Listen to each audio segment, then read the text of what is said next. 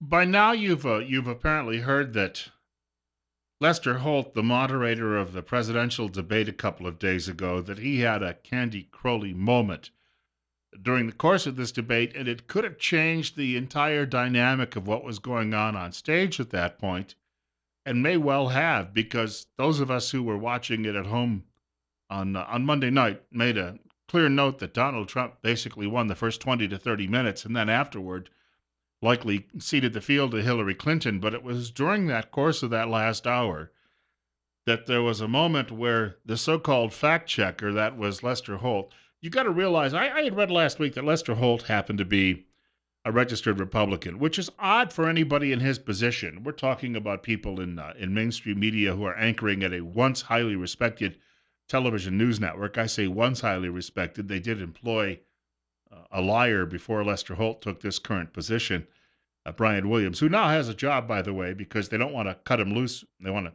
get the contractual obligation out of him.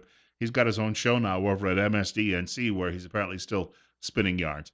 But Lester Holt is supposedly a registered Republican, but you realize he wants to go to all of the liberal media parties and not be shunned by his peers.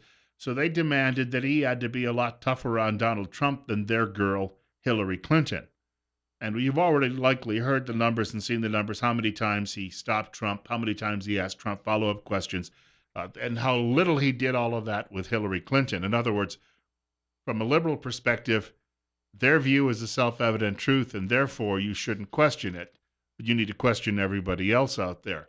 8 minutes after 8 o'clock, Bill Colley with you this morning on Top Story on News Radio 1310, KLIX, and newsradio1310.com. On our way today to a high of 80. Currently 46. Still will be warm tomorrow, and then we start a big cool down. As the weatherman might say, temperatures will moderate over the next several days and into the coming weeks because, well, we have passed that autumnal equinox.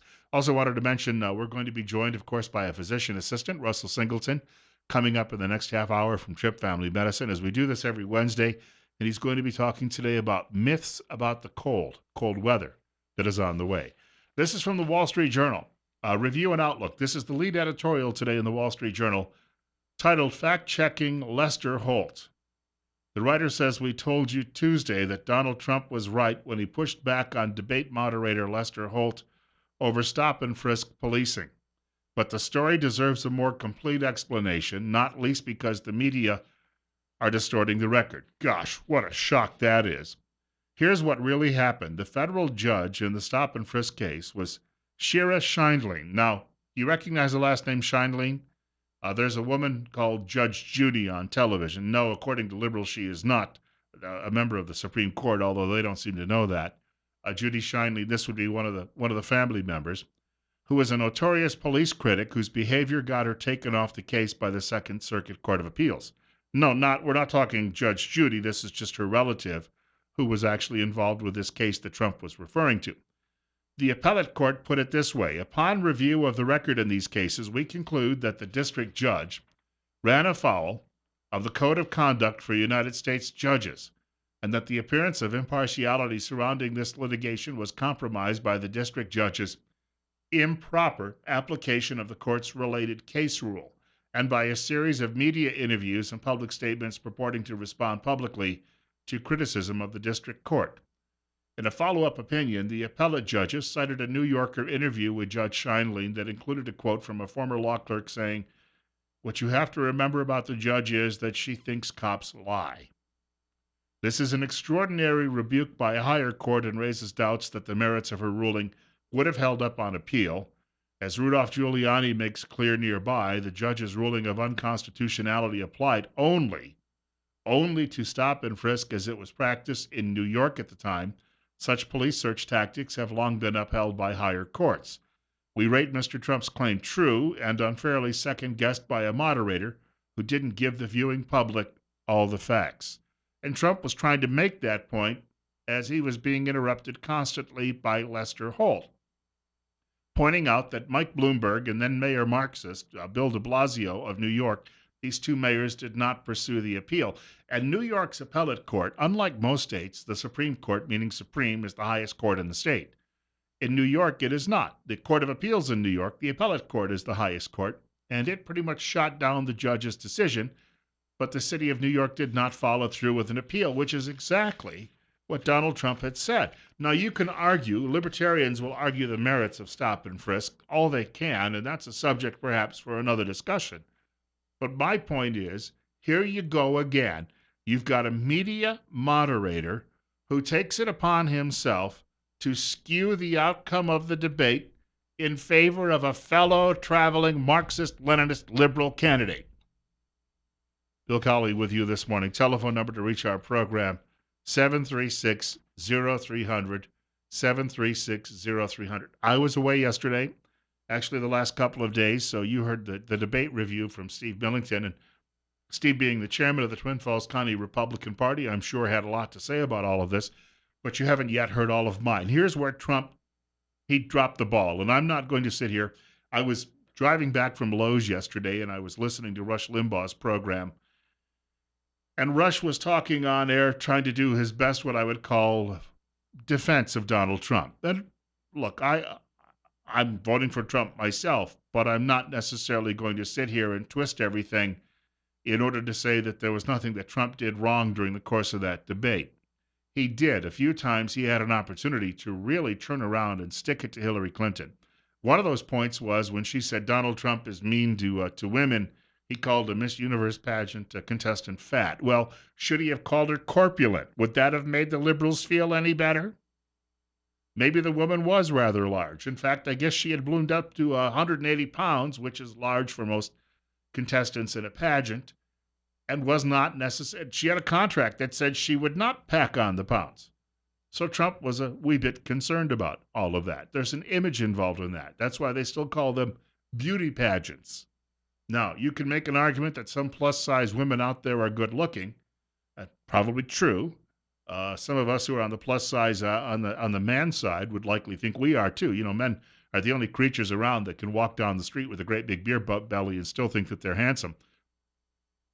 I would have pointed out, though, if I had been Donald Trump, something along these lines. Well, if you want to talk about treatment of women, the way that you and your family treated Paula Jones after her allegations, and actually, frankly, perhaps dozens of women who came forward making allegations against your husband, would say that me calling somebody fat is somewhat tame compared to what happened as you folks tried to stamp out all of the folks who actually may have sidelined you politically or ended your political careers. He could have easily segued into something like that.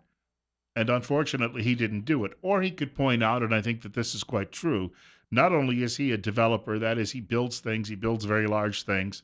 And I think that he was actually quite eloquent when he gave the defense of money making and pointed out, he said, our government gets things so terribly out of whack. And when she said, you're not paying all of your taxes, she mentioned squandering, and he said, well, the government would have squandered my money if I'd given it to him. And he was right on with that remark. And when he also pointed out government needs somebody who understands money to actually take control and maybe start putting the house in order, those were good points that he was making. But I think that he just had opportunities during that last hour of the debate where he could have easily pinned her down on some of these issues. He's already being criticized throughout most media for not bringing up the email issues, which I guess you could say probably is very, very true, although those won't go away. My only disappointment with that is that many people who watched the first debate will not be back for the second and third, and all of their impressions come out of the very first debate. But he could have pointed out not only is he a developer, but he's also an entertainer, which he is. He's been on television for years as an entertainer. And he could point out that the liberal comedian Bill Maher has said far worse about women. If you ever go back and look at Bill Maher's comments about Sarah Palin when he referred to her as a piece of female anatomy, you might point out that the Clintons have been very chummy with him, and they don't have an issue with the fact that he has called Sarah Palin, again, a female sex organ. We have a caller with us. It's 816 on KLIX, and you're up next. You're on Top Story. I think he missed a lot of opportunities.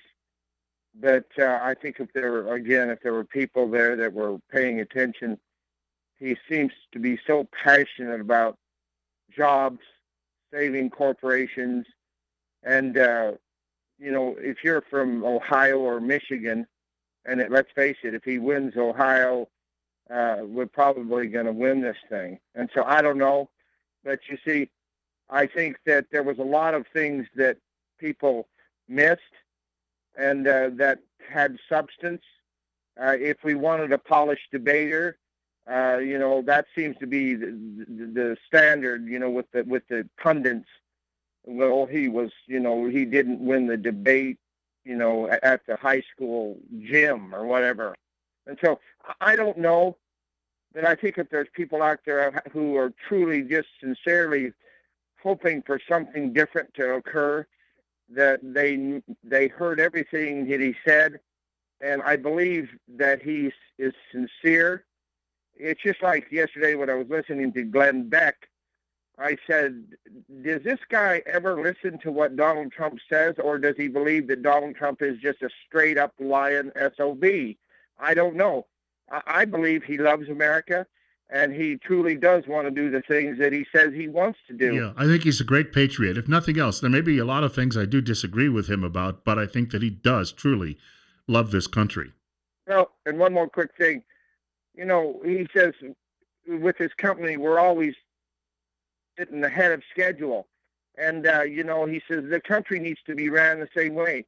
Can you imagine if we were actually to start, streamlining the process of government in this country and freeing up the entrepreneurs, the business owners in this country, what could be done? And can you imagine inner cities where the blacks were actually happily working and felt productive?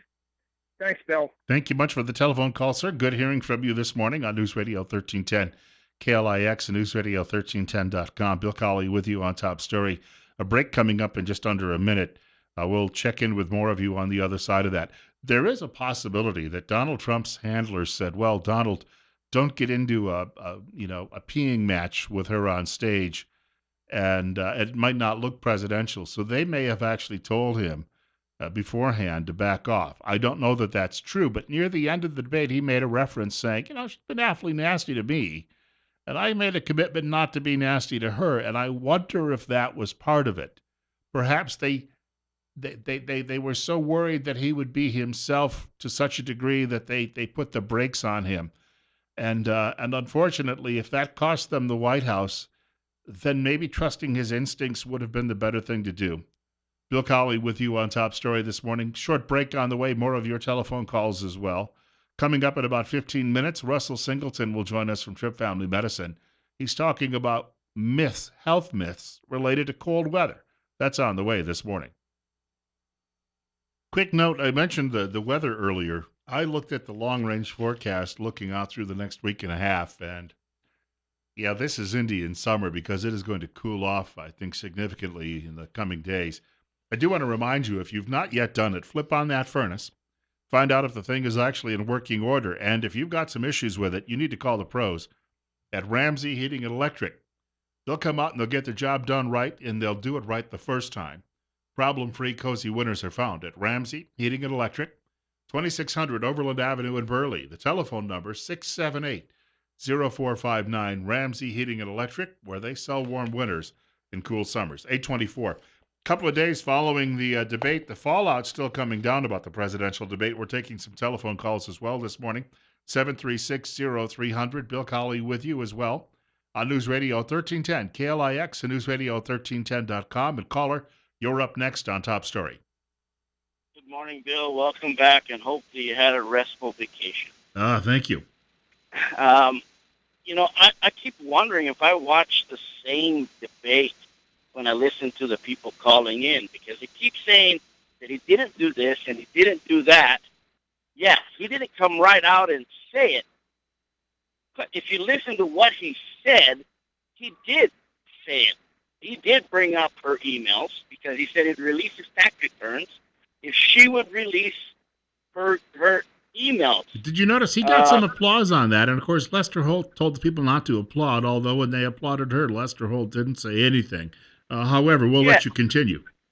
Yeah, but, that whole thing, I think this is the problem we have with politicians. We don't listen to the in-between the lines. We hear what they say, and then we go with that. We're not looking at the whole picture. Do I trust Trump 100%? Hell no. I didn't want him to be it at all. But he is the Republican nominee, and there is no other choice. Glenn Beck has been railing on him, and I can't even listen to him anymore because he is so skewed and mad at him that I think he's blinded, but he doesn't come up with any alternatives. He just says he's going to be bad for the country. Well, is Hillary going to be better? I don't think so. I know for a fact what Hillary is going to do. That is a given. One of my favorite writers is Cal Thomas, and I was looking at his column earlier this week in the Washington Times, where he said that he was originally among those the Notorious 22 who opposed Trump in the National Review February issue, and he said he's now come around, and he says too many haughty people in Washington and media can't bring themselves to come around and realize what's at stake here and how dangerous Hillary Clinton will be for the country. Yes, and that's for sure. And yes, Trump did say a few things that was very inappropriate, when they brought up how he didn't release his taxes because he probably hasn't paid any. And he says that's smart. Well, you think about it. In one hand, that is offensive. In the other hand, he's right. If the law states that you can have so many employees and spend so much money on infrastructure and write that off and end up not paying taxes, then I think he's hired good accountants and he's running by the law, which Hillary Clinton runs outside the law. I thank you much for the call, and here's something to think about with that, and I'll throw this out there. People say that Trump oftentimes says things that aren't true. The fact checkers go out and say, well, he's wrong on this, he's wrong on that. But there's a difference between saying something that might not be true and trying to be dishonest. She's dishonest. All right, I think we can pretty much conclude that because of her actions. However, in Trump's case, and I think what we tend to forget with Trump, and I'll just throw this out there, when he says, I'm not paying any taxes, but that's the way the system works. If you want to change the system, change the government. He's not been dishonest about this at all. I mean, when they were criticizing him about certain vendors didn't get this or that, and he came out and said, well, maybe they didn't do the job well. Yeah, now there's something to consider. And then he said, and by the way, why don't you talk to the tens of thousands of other people that I employ? Apparently no one can do that. We have another caller with us about a minute before the break, so you got to squeeze it in here, but go ahead. Bill, this morning I will call Rep. Jim Jordan and Rep. Chavez and remind them that hiding her emails is not the first time that Hillary behaved this way. Bill, remember the Rose law firms that were missing only to be found by a maid next to the Clintons' bedroom in the White House? I bet that was the maid's last day of work. She got a job in the travel office, and then she was gone from there within a couple of days, I'm sure. You younger people out there don't know what we're talking about, but there is a history of this devious behavior with the Clinton family. And unfortunately, media would rather talk about what Donald Trump said about a beauty contestant way back in 1996 than about the crimes committed by the Clinton, how shall we put it, mafia family way back in 1996. Bill Colley with you this morning on Top Story on News Radio 1310, KLIX, and newsradio1310.com. A little medical talk on the way coming up in just a few minutes. Remember when your grandmother told you to put on that scarf, or a muffler, I guess is what she called it, because she said, if you don't, you'll catch a death of cold. And you used to think, how is it that putting on this scarf is going to prevent a cold? Well, we want to talk. Some people will never, by the way, abandon those myths. Never, never, never. I'm telling you that. But we've got some discussion on that on the way in just a few minutes from Trip Family Medicine. Here on News Radio 1310, KLIX, and newsradio1310.com. It's 48 at 8:30.